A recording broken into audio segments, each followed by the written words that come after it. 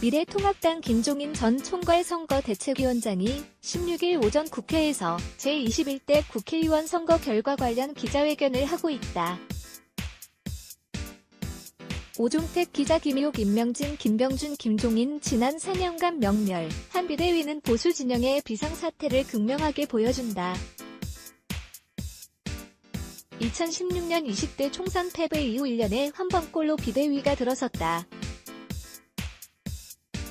전당대회를 거친 지도부가 2번 연속 이어진 적이 없다.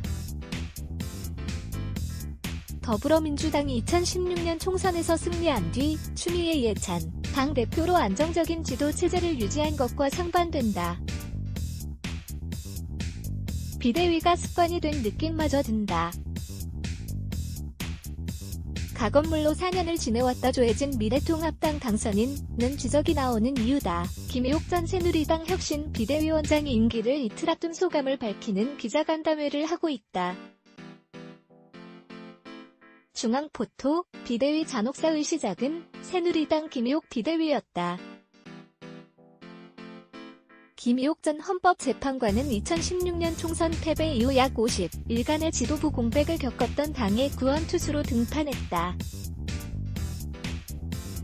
당명 빼고 다 바꿔야 한다는 그의 일상은 친박계와 비박계의 계파 다툼 속에 묻히고 말았다. 비대위 출범 2주일 만에 유승민 의원 등 탈당파의 일괄 복당 문제를 놓고 당, 시 정진석 원내대표 등과 갈등을 빚어 김 위원장은 당무를 거부하기도 했다. 결국 김의옥 비대위는 출범 2달 뒤 이정현 당대표에게 키를 넘기고 물러났다. 2016년 12월 박근혜 전 대통령 탄핵 소추안이 국회를 통과하자 새누리당은 임명진 목사를 위원장으로 하는 비대위를 꾸렸다. 임명진 비대위는 친박계 청산을 모토로 내세웠고 서청원, 최경환, 윤상현 의원 등 친박 주류와 정면 충돌했다. 하지만 비대위원 추인을 위한 전국위가 친박계의 보이콧으로 무산되는 등 팀에서 밀리는 모습을 연출했다. 반대편에선 김무성, 유승민 의원 등 비박계의 탈당 러시도 이어졌다. 결국 출범 석 달 뒤 홍준표 전 대표가 자유한국당 대선 후보로 선출되면서 임명진 비대위는 문을 닫았다. 2018년 6월 한국당이 지방선거 참패하자 한 달 뒤 노무현, 청와대 정책실장 출신인 김병준 씨가 비대위원장으로 추대됐다.